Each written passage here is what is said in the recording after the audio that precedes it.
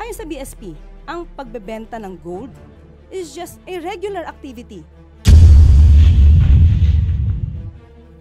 How? Why? To pump up the economy. Even at the time of former President Duterte, trabaho na ito ng BSP. Hindi niya ba alam yun?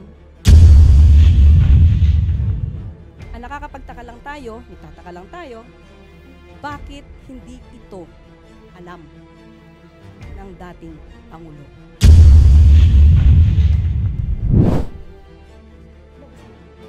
Okay, this is a statement of BSP.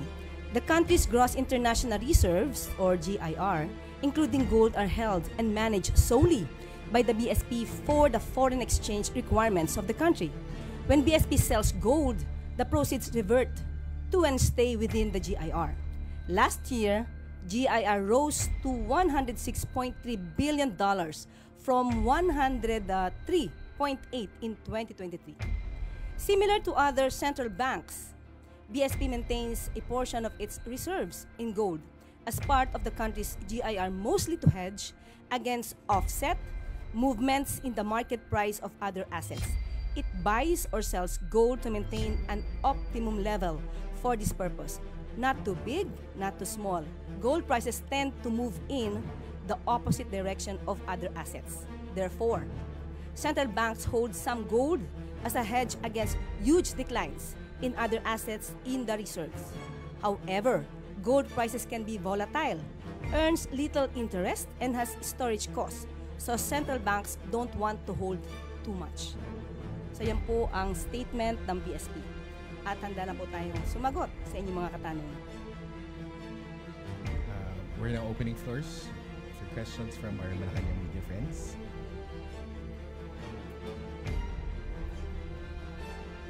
First question, Maricel Halili, News 5.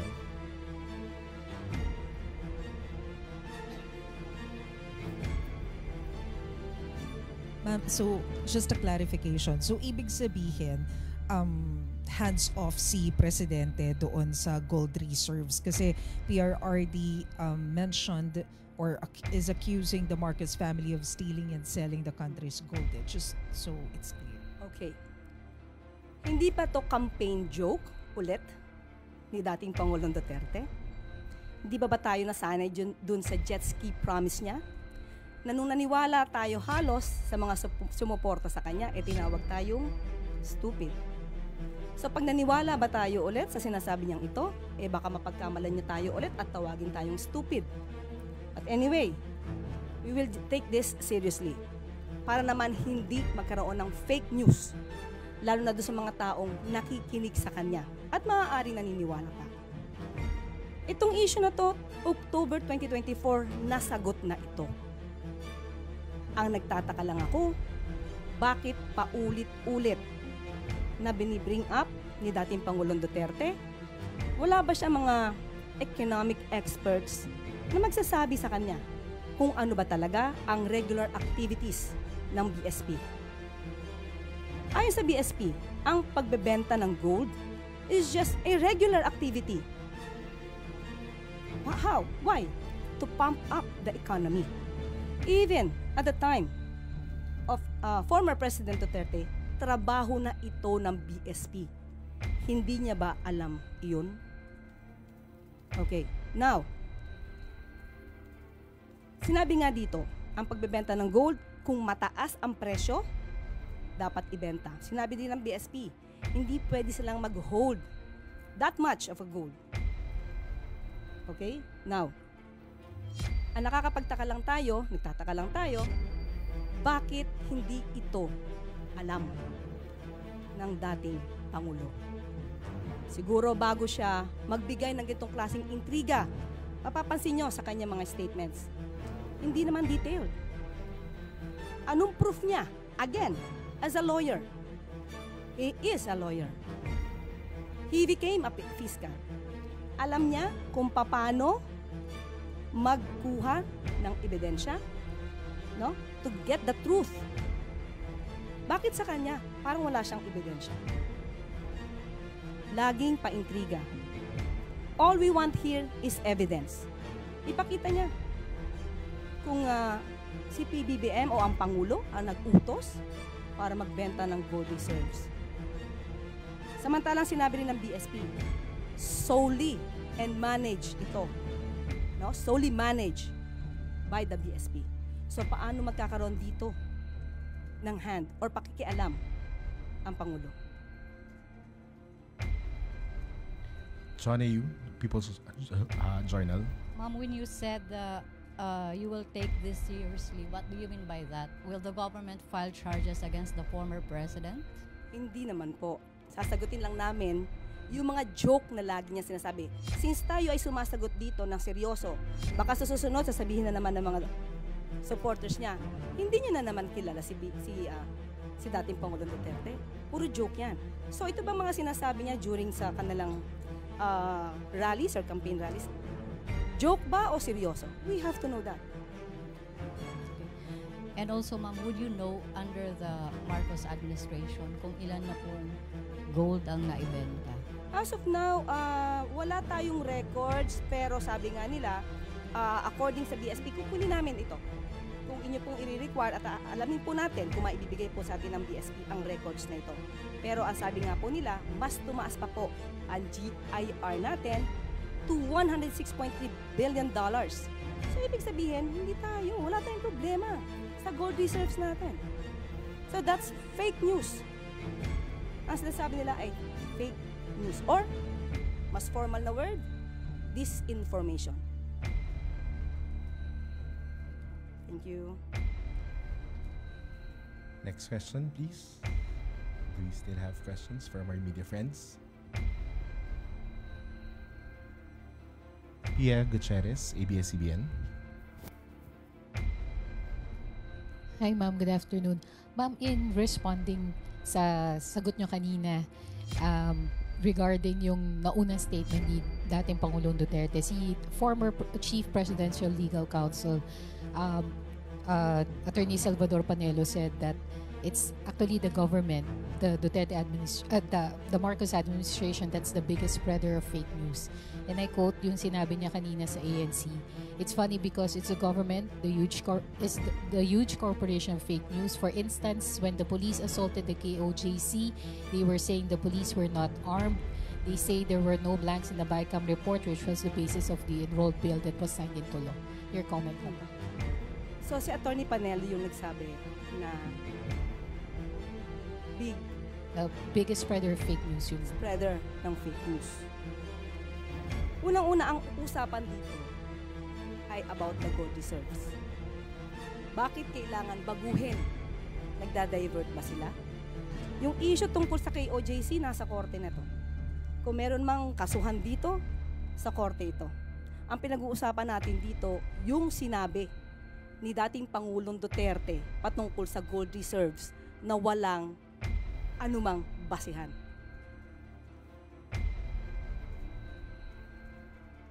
Thank you, Yusek. We have more questions from MPC. Day Pardilla, PTV4. Good afternoon po, Attorney. Sa Mandaue rin po sinabi po ni former President Duterte na bumalik na po yung droga sa Davao, Cebu, and Manila. Marami na rin mga tambay ang na-hold up at mga nasasaksak. Reaction po dito. Davao, including Davao City? Oh, okay. Kung Davao City pinag-uusapan natin, sino ba ang mayor ng Davao City? Hindi ba yung anak niya? Si Mayor Baste Duterte. So, ang ibig ba sabihin nun, napaka-inefficient ng anak niya? Again, ulitin natin, nasaan ang data patungkol rito? At tandaan natin, nung panahon niya, at least ngayon may record kung may namamatay, nung panahon niya, menong bang nare-record doon sa mga biglang nawawalang mga tao? Tanong lang natin yun. So, dapat yun siguro, alamin din niya. Pero as of now, sabi nga natin, anak niya ang namumuno sa Davao City. Bakit ganun ang kanyang reason? Ivan Medina, GMA7. Yusek, kakapanumpa niyo pa lamang po ngayong araw na ito as Undersecretary and Palace Press Officer. And you come out with guns blazing. Ito na ho ba ang magiging communication stance ng Administrasyong Marcos starting today? Siguro ganito lang po talaga ako. When it's for the truth, ilalaban natin yan. Wala tayong, hindi tayo magsasagwa ng anumang fake news. Basta kaya maalab ang damdamin natin sa salita is because we know we are fighting for the truth. Do you think it has come to a point that the administration needs to take this, firmer stance against fake news because it has already gone to worrisome levels? Yes, we have to fight for that. We have to fight against fake news. Otherwise, yung mga tao na naniniwala sa kanila, maiiba ang isip nila. Maiiba ang diskarte nila. It is our obligation, especially tayo, mga taga-media. Dapat nating iparating sa taong bayan ano ba ang katotohanan. Iwasan natin yung mga intriga na walang basihan. As of now, kasi puro intriga eh. Puro intriga ang pinapasok sa utak natin. At nakakasira ito sa bansa, sa ekonomiya. Hindi po ba? Thank you. Maricel Halili, News 5. Hi ma'am, good afternoon once again. Ma'am, just so mas maintindihan po namin yung mandate ninyo, are you also considered as the presidential spokesperson? I am not a spokesperson because the president will be speaking for himself. Okay, ang mandato ko is to explain, to expound anuman ang pronouncements, direktiba ng palasyo and Pangulo. But I will not consider myself as a spokesperson. Ano po ba ang difference ng press officer sa spokesperson and press brief? Okay. May mga pagkakataon po kasi na kapag magkakaroon po kasi, if I'm not mistaken, magkakaroon mismo ang Pangulo ng once a month na press con. So, siya po talaga yung, kung ano man yung kanya naisabihin, sa kanya po manggagaling. Ako is more on the pag-explain, pag-expound, at kung may konting gap, doon tayo papasok. Ma'am, sorry, but of course, whatever you tell us in press briefings would have to have the authority of the president. Of course. Yes, sir. Thank you. Okay. This is a statement of BSP. The country's gross international reserves, or GIR, including gold, are held and managed solely by the BSP for the foreign exchange requirements of the country. When BSP sells gold, the proceeds revert to and stay within the GIR. Last year, GIR rose to $106.3 billion from $103.8 in 2023. Similar to other central banks, BSP maintains a portion of its reserves in gold as part of the country's GIR, mostly to hedge against offset movements in the market price of other assets. It buys or sells gold to maintain an optimum level for this purpose. Not too big, not too small. Gold prices tend to move in the opposite direction of other assets. Therefore, central banks hold some gold as a hedge against huge declines in other assets in the reserves. However, gold prices can be volatile, earns little interest, and has storage costs. So central banks don't want to hold too much. So yan po ang statement ng BSP. At handa na po tayong sumagot sa inyong mga katanungan. We're now opening floors for questions from our Malacanang media friends.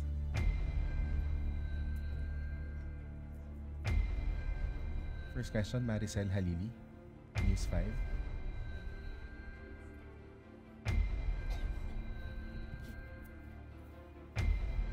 Ma'am, so just a clarification. So ibig sabihin, hands-off si Presidente doon sa gold reserves kasi PRRD mentioned or is accusing the Marcos family of stealing and selling the country's gold. Just so it's clear. Okay. Hindi pa to campaign joke ulit ni dating Pangulong Duterte? Hindi ba tayo nasanay dun sa jet ski promise niya? Na nung naniwala tayo halos sa mga sumuporta sa kanya, tinawag tayong stupid. So pag naniwala ba tayo ulit sa sinasabi niyang ito, baka mapagkamalan niya tayo ulit at tawagin tayong stupid.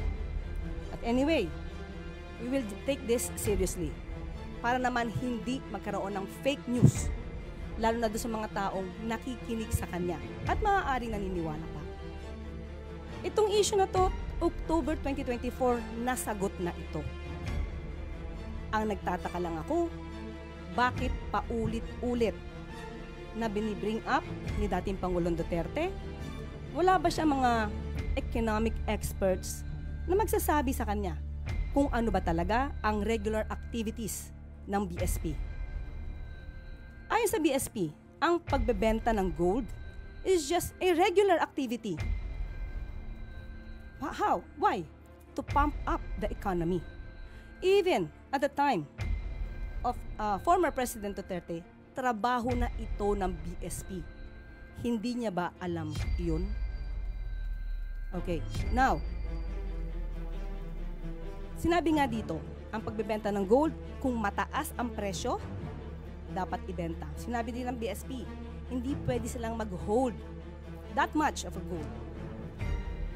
Okay? Now, ang nagtataka lang tayo, bakit hindi ito alam ng dating Pangulo?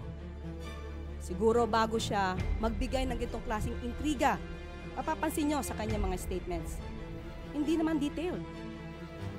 Anong proof niya? Again, as a lawyer. He is a lawyer. He became a fiscal. Alam niya kung paano magkuha ng ebidensya, no? To get the truth. Bakit sa kanya parang wala siyang ebidensya? Laging paintriga. All we want here is evidence. Ipakita niya kung si PBBM o ang Pangulo ang nag-utos para magbenta ng gold reserves. Samantalang sinabi rin ng BSP, solely and manage ito. No? Solely managed by the BSP. So paano magkakaroon dito ng hand or pakikialam ang Pangulo? Johnny Yu, People's Journal. Ma'am, when you said you will take this seriously, what do you mean by that? Will the government file charges against the former president? Hindi naman po. Sasagutin lang namin yung mga joke na lagi niya sinasabi. Since tayo ay sumasagot dito ng seryoso, baka sa susunod sasabihin na naman ng mga supporters niya, hindi niya na naman kilala si dating Pangulong Duterte. Puro joke yan. So ito ba mga sinasabi niya during sa kanilang rallies or campaign rallies? Joke ba o seryoso? We have to know that. And also, ma'am, would you know under the Marcos administration kung ilan na pong gold ang naibenta? As of now, wala tayong records, pero sabi nga nila, according sa BSP, kukunin namin ito. Kung inyo pong i-require at alamin po natin kung maibibigay po sa atin ng BSP ang records na ito. Pero ang sabi nga po nila, mas tumaas pa po ang GIR natin to $106.3 billion. So, ibig sabihin, hindi tayo, wala tayong problema sa gold reserves natin. So, that's fake news. Ang sinasabi nila ay fake news. Or, mas formal na word, disinformation. Thank you. Next question, please. Do we still have questions from our media friends?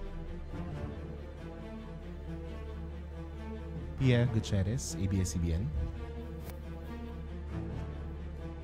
Hi ma'am, good afternoon.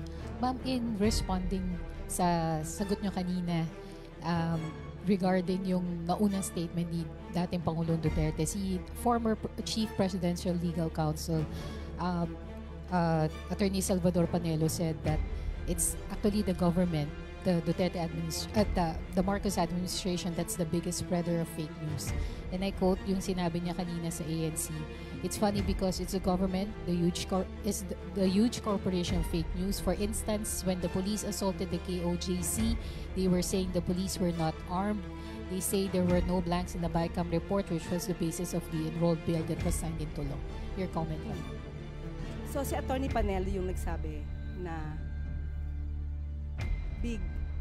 biggest spreader of fake news yung spreader ng fake news. Unang-una, ang usapan dito ay about the gold reserves. Bakit kailangan baguhin Nagda-divert ba sila?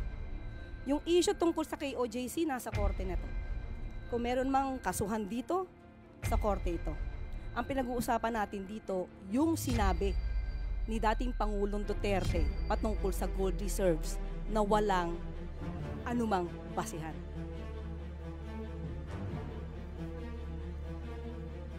Thank you, Yusek. We have more questions from MPC. Day Pardilla, PTV4. Good afternoon po, Attorney. Sa Mandaue rin po sinabi po ni former President Duterte na bumalik na po yung droga sa Davao, Cebu, and Manila. Marami na rin mga tambay ang na-hold up at mga nasasaksak. Reaction po dito.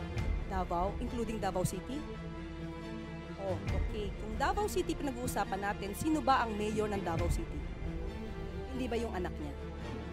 Si Mayor Baste Duterte. So, ang ibig ba sabihin nun, napaka-inefficient ng anak niya? Again, ulitin natin, nasaan ang data patungkol rito? At tandaan natin, nung panahon niya, at least ngayon may record kung may namamatay, nung panahon niya, merong bang nare-record doon sa mga biglang nawawalang mga tao? Tanong lang natin yon. So, dapat yun siguro, alamin din niya. Pero as of now, sabi nga natin, anak niya ang namumuno sa Davao City. Bakit ganun ang kanyang lungsod? Ivan Medina, GMA7. Yusek, kakapanumpa niyo pa lamang po ngayong araw na ito as Undersecretary and Palace Press Officer. And you come out with guns blazing. Ito na ho ba ang magiging communication stance ng Administrasyong Marcos starting today? Siguro ganito lang po talaga ako. When it's for the truth, ilalaban natin yan. Wala tayong, hindi tayo magsasagwa ng anumang fake news. Basta kaya maalab ang damdamin natin sa pasasalita is because we know we are fighting for the truth. Do you think it has come to a point that the administration needs to take this, firmer stance against fake news because it has already gone to worrisome levels? Yes. We have to fight for that. We have to fight against fake news. Otherwise, yung mga tao na naniniwala sa kanila, maiiba ang isip nila. Maiiba ang diskarte nila. It is our obligation, especially tayo, mga taga-media. Dapat nating iparating sa taong bayan, ano ba ang katotohanan. Iwasan natin yung mga intriga na walang basihan. As of now, kasi puro intriga eh. Puro intriga ang pinapasok sa utak natin. At nakakasira ito sa bansa, sa ekonomiya. Hindi po ba? Thank you. Maricel Halili, News 5. Hi ma'am, good afternoon once again. Ma'am, just so mas maintindihan po namin yung mandate ninyo, are you also considered as the presidential spokesperson? I am not a spokesperson because the president will be speaking for himself. Okay, ang mandato ko is to explain, to expound anuman ang pronouncements, direktiba ng palasyo and Pangulo. But I will not consider myself as a spokesperson. Ano po ba ang difference ng press officer sa spokesperson and press briefer? Okay. May mga pagkakataon po kasi na kapag magkakaroon po kasi, if I'm not mistaken, magkakaroon mismo ang Pangulo ng once a month na press con. So, siya po talaga yung, kung ano man yung kanya naisabihin, sa kanya po manggagaling. Ako is more on the pag-explain, pag-expound, at kung may konting gap, doon tayo papasok. Ma'am, sorry, but of course, whatever you tell us in press briefings would have to have the authority of the president. Of course. Yes, sir. Thank you. Okay. This is a statement of BSP. The country's gross international reserves, or GIR, including gold, are held and managed solely by the BSP for the foreign exchange requirements of the country. When BSP sells gold, the proceeds revert to and stay within the GIR. Last year, GIR rose to $106.3 billion from $103.8 in 2023. Similar to other central banks, BSP maintains a portion of its reserves in gold as part of the country's GIR, mostly to hedge against offset movements in the market price of other assets. It buys or sells gold to maintain an optimum level for this purpose. Not too big, not too small. Gold prices tend to move in the opposite direction of other assets. Therefore, central banks hold some gold as a hedge against huge declines in other assets in the reserves. However, gold prices can be volatile, earns little interest, and has storage costs. So central banks don't want to hold too much. So yan po ang statement ng BSP. At handa na po tayong sumagot sa inyong mga katanungan. We're now opening floors for questions from our Malacanang media friends.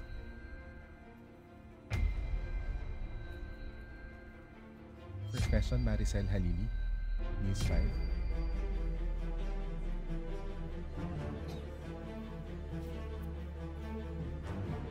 Ma'am, so just a clarification. So ibig sabihin, hands-off si Presidente doon sa gold reserves kasi PRRD mentioned or is accusing the Marcos family of stealing and selling the country's gold. Just so it's clear. Okay. Hindi pa to campaign joke ulit ni dating Pangulong Duterte? Hindi ba tayo nasanay dun sa jet ski promise niya? Na nung naniwala tayo halos sa mga sumuporta sa kanya, tinawag tayong stupid. So pag naniwala ba tayo ulit sa sinasabi niyang ito, baka mapagkamalan niya tayo ulit at tawagin tayong stupid. But anyway, we will take this seriously para naman hindi magkaroon ng fake news, lalo na doon sa mga taong nakikinig sa kanya at maaaring naniniwala pa. Itong issue na to, October 2024, nasagot na ito.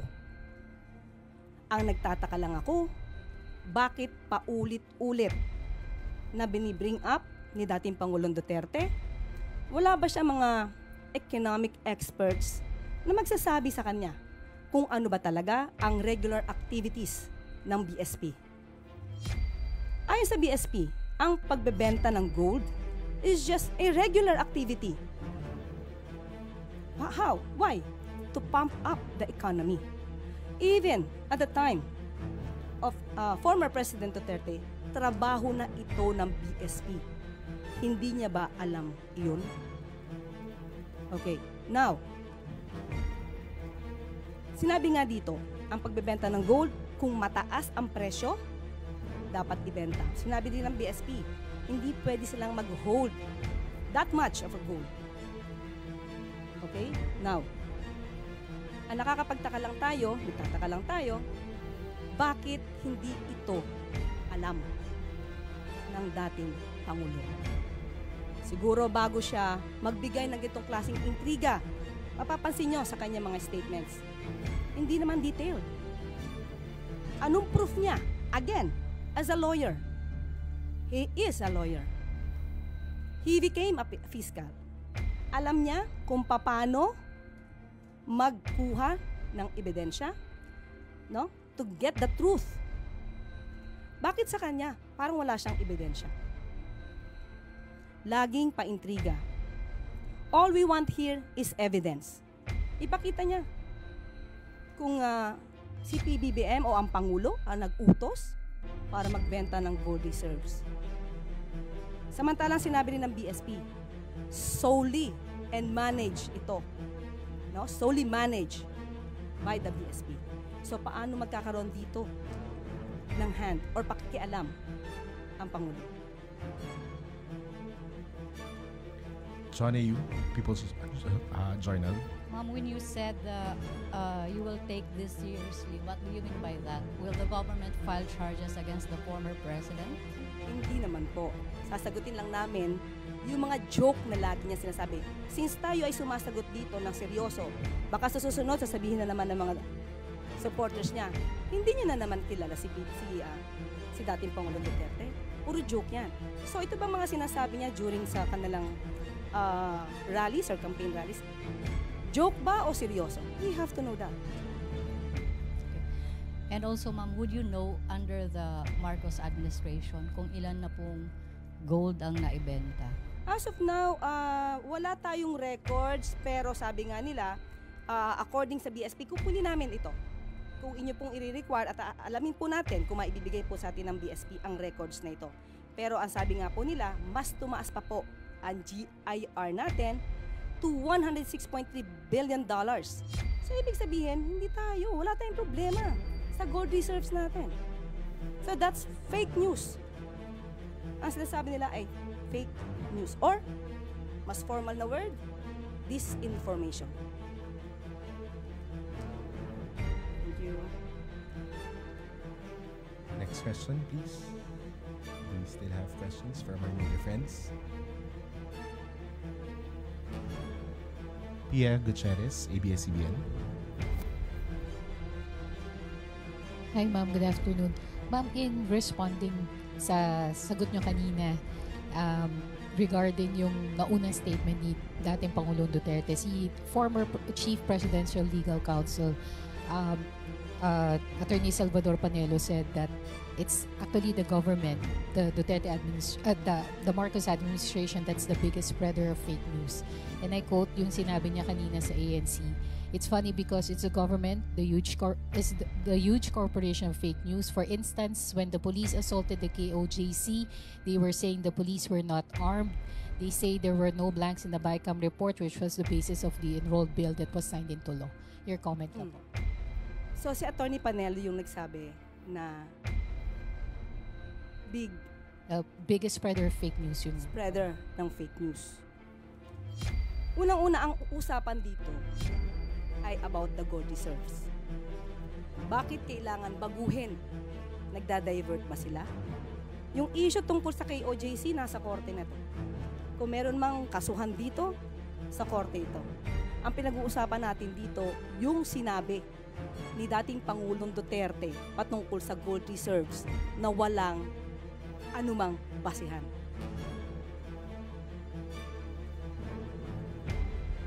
Thank you, Yusek.